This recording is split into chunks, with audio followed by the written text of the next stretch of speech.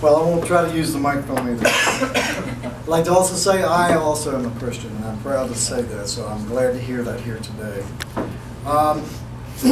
I'd like to let you know how humbling it is to be in a crowd of such professionals, such talented people that love the martial arts.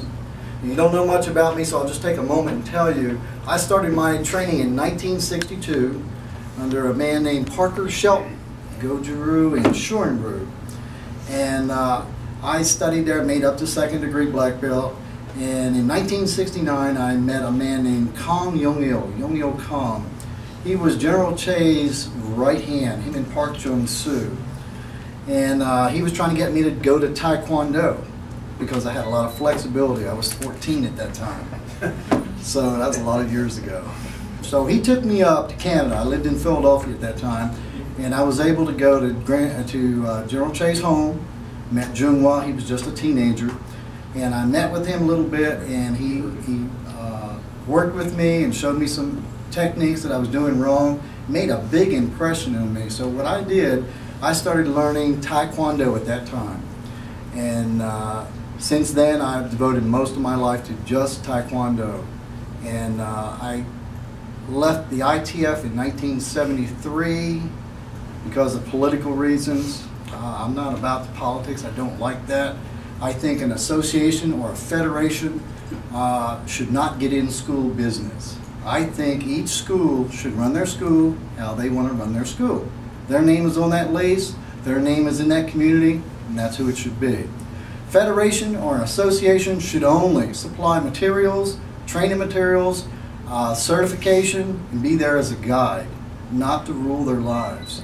So I met my instructor, which I'm still with, Grandmaster E. Sion. He used to be the executive vice president in the ATA in 1976, late in that year, and I've been with him ever since.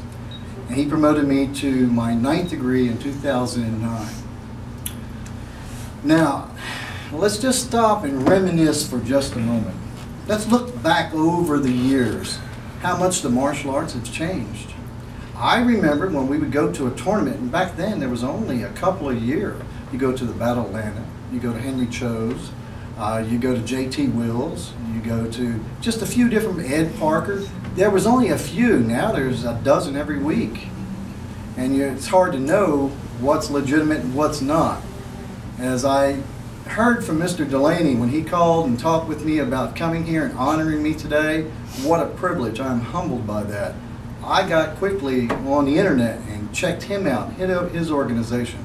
I am proud to say, wow, wow, you folks are it.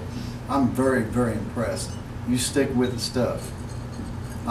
If I were going to say something to young people coming up, young first, second, and third degree black belts, I would say the sacrifices that you make today for your students is going to be the legacy that they're going to remember about you in the future. So always remember, we're always beginners. We're always students. When I go see my instructor, he helps me remember why he's the instructor. He's forgotten more than I know. If there's anything I can do for this association, all Master Delaney has to do is ask. Thank you so much. It's an honor to be here today.